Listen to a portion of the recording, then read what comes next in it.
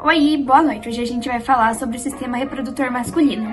Ele é um conjunto de estruturas e órgãos que é responsável pela produção, armazenamento, transporte e liberação dos gametas masculinos, que são os espermatozoides, além da síntese de hormônios sexuais como a testosterona. Sua principal função é garantir a reprodução humana, fazendo com que os gametas masculinos, que são os espermatozoides, cheguem até o óvulo da mulher para fecundar. Esse processo ele começa na vida embrionária, mas ele só se torna funcional na puberdade.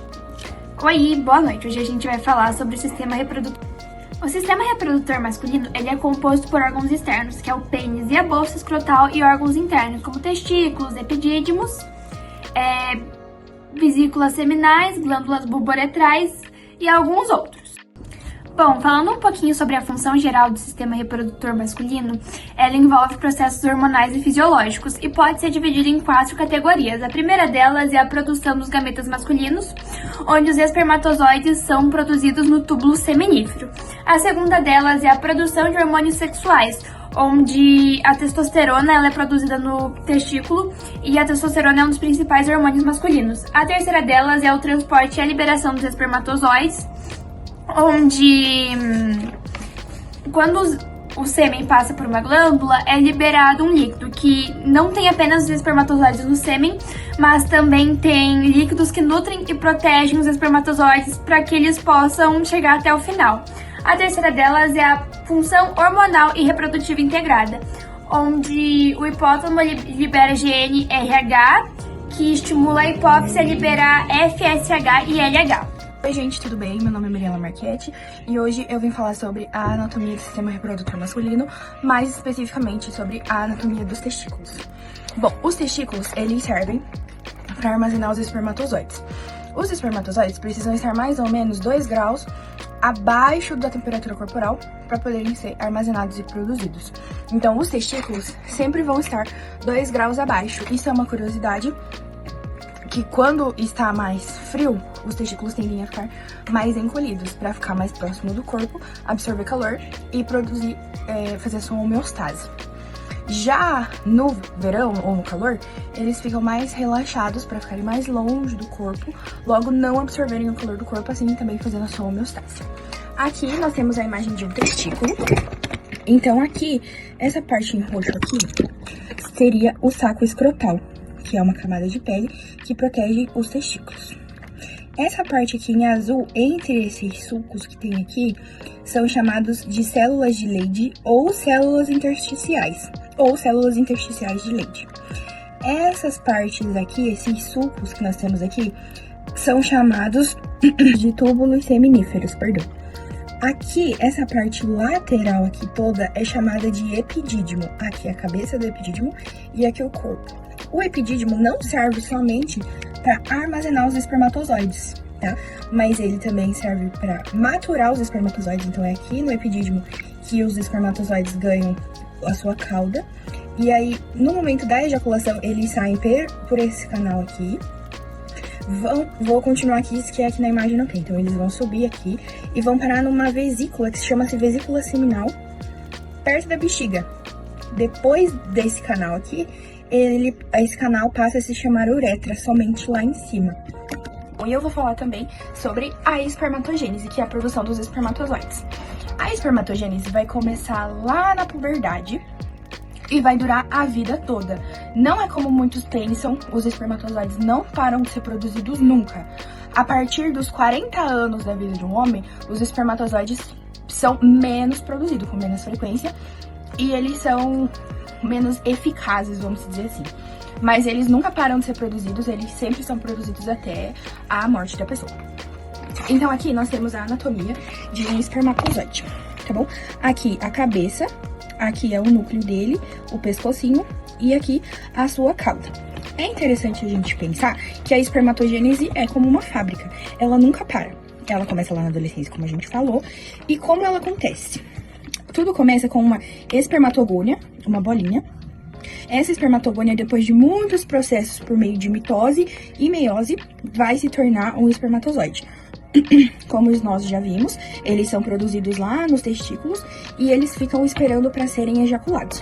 É interessante também a gente saber que, como muitos livros e vídeos passam para nós, os espermatozoides não andam como uma cobrinha assim, e eles andam assim, para poder ganhar mais agilidade. Como eles estão nadando dentro de uma corrente contra eles, então eles têm que andar em espiral para seguir o fluxo. Se fosse o caso e eles tivessem que andar em formato de cobrinha, provavelmente eles iam ficar andando em círculos, eles nunca iam conseguir ir para frente. Então eles precisam andar em espiral com essa caudinha deles para poder ganhar mais força e agilidade e assim cumprirem a sua missão. Olá, eu sou o Jefferson e vim falar um pouquinho sobre o sistema reprodutivo masculino, em específico sobre as células de Leydig. O sistema reprodutivo masculino é formado por diversas estruturas. Essas estruturas são os testículos, os epidídimos, as glândulas seminais, os ductos deferentes, a próstata e o pênis. As células de Leydig, por sua vez, são as células responsáveis pela produção da testosterona. Testosterona é um hormônio extremamente importante para o corpo masculino. Testosterona é responsável na fase inicial, na fase intrauterina, pelo surgimento dos órgãos sexuais reprodutivos masculinos. Na puberdade, nessa segunda fase da formação do homem, ela é responsável pelo engrossamento da voz e surgimento de pelos. Também responsável pela produção de espermatozoides, pela manutenção da libido, pelo fortalecimento ósseo e influencia na massa muscular também. E é responsável, enfim, pelo bem-estar geral. Boa noite, gente. Meu nome é Isabela e eu vou falar um pouco sobre as vias espermáticas, o epitídimo e a maturação. O epitídimo fica localizado na face posterior de cada testículo. Ele possui um formato alongado e é constituído por um único ducto muito enovelado. E ele é dividido em 3 regiões: a cabeça, o corpo e a cauda. A cabeça é a parte superior e a mais larga, onde chegam os ductos. O corpo é a porção intermediária e estreita, e a cauda é a região inferior, que se continua diretamente com o ducto diferente. O seu revestimento interno é formado por um epitélio com células principais e esterocílios, e o epitídimo também participa da maturação do armazenamento dos espermatozoides, oferecendo um ambiente adequado para que eles completem o seu desenvolvimento funcional. Por sua localização e estrutura, ele é essencial entre os testículos e os demais ductos do sistema reprodutor masculino. Boa noite, gente. Meu nome é Giovanni e eu vou falar sobre as vias espermáticas, os ductos deferentes e os ductos ejaculatórios. Os ductos deferentes, ou canal deferente, ele é um tubo muscular localizado no cordão espermático, logo após o epidídimo, é uma continuação do epidídimo.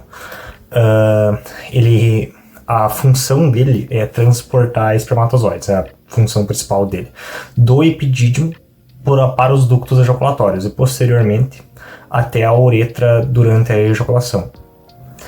E os ductos ejaculatórios, ou canais ejaculadores, são localizados logo após o ducto deferente. A função deles é transportar o sêmen, que é a mistura dos espermatozoides com as secreções das glândulas acessórias, né? E conduz esse sêmen até a uretra prostática. E da uretra prostática, o fluido seminal ele se mistura com o líquido prostático, e esse fluido, então, ele é expelido durante a ejaculação. Olá, gente, tudo bem? Eu sou a Júlia e agora eu vou falar sobre as glândulas acessórias para vocês, tá? Então, antes de iniciar, é importante falar que as glândulas acessórias têm um papel crucial no sistema reprodutor masculino. Por quê? Porque elas são responsáveis por produzir substâncias que nutrem, protegem e facilitam o transporte dos espermatozoides, assim formando o sêmen. Mas quais são essas glândulas? Primeiro, a gente tem as glândulas seminais, que são responsáveis por produzir 80 a 90% do fluido seminal. Nela contém uma secreção básica, rica em frutose, né? Que serve para nutrir e fornecer energia aos espermatozoides. Essas glândulas, elas se contraem durante a ejaculação, liberando o fluido no ducto ejaculatório. Agora, a segunda glândula, que é a próstata. Ela está localizada abaixo da bexiga e pegando parte da uretra, tá? Ela contém uma secreção ácida e leitosa, que representa a 10 a 20% do sêmen, tá? Nela também contém o PSA, que é o antigênio prostático específico, que tem a função de liquefazer o sêmen, ou seja, deixar ele mais líquido e facilitar a mobilidade dos espermatozoides, tá? É importante falar que a próstata também ela é dividida em duas zonas. A primeira, a periférica, onde ocorre a maior parte dos cânceres. E a segunda, que é a transição, onde ocorre a hiperplasia prostática benigna, tá? E agora, a terceira, glândulas bulboretrais. Elas são pequenas e localizadas abaixo da uretra, tá? Elas produzem uma secreção alcalina e lubrificante antes da ejaculação. A sua função é neutralizar resíduos ácidos e lubrificar o canal uretral e o pênis. Então, resumindo, as seminais nutrem o espermatozoide, a próstata liquefaz o sêmen e as bulboretrais lubrificam e protegem o trajeto. Juntas, elas garantem a fertilidade e a eficiência reprodutiva masculina. É isso! Oi, tudo bem? Falando um pouco sobre os órgãos externos e a sua relação com o sistema urinário. Os órgãos externos são o pênis e a bolsa escrotal. Na bolsa escrotal, ela abriga o testículo e ela mantém a temperatura ideal para que possa acontecer a espermatogênese. O pênis ele atua como órgão copulador e saída do sêmen. E lembra que no começo eu falei sobre a relação com o sistema urinário? Eu queria falar sobre a uretra, que no homem é o mesmo canal que conduz a urina e o sêmen é a uretra, e ela é compartilhada tanto pelo sistema reprodutor quanto pelo sistema urinário. Falando um pouquinho sobre o osso pubis, que é também chamado de osso público, ele fica localizado na parte inferior e frontal da pelve, e uma das suas principais funções é proteger a bexiga e a próstata. Boa noite a todos, meu nome é Diogo e hoje eu vou falar um pouco sobre a anatomia da produção hormonal do sistema reprodutor masculino, que está centrada principalmente nos testículos, que são as gônadas masculinas responsáveis por duas funções essenciais: a produção de espermatozoides e a produção do principal hormônio sexual masculino, a testosterona. Dentro dos testículos, destaca-se a presença das células de Leydig, localizadas no interstício testicular, que são responsáveis pela secreção da testosterona. Esse hormônio é fundamental para o desenvolvimento das características sexuais secundárias masculinas e o funcionamento do sistema reprodutor e diversos processos metabólicos. Além disso, a testosterona influencia na espermatogênese, que ocorre nos túbulos seminíferos dentro dos testículos. Os túbulos seminíferos contêm células germinativas que se diferenciam dos espermatozoides, além das células de Sertoli que suportam e nutrem esse processo.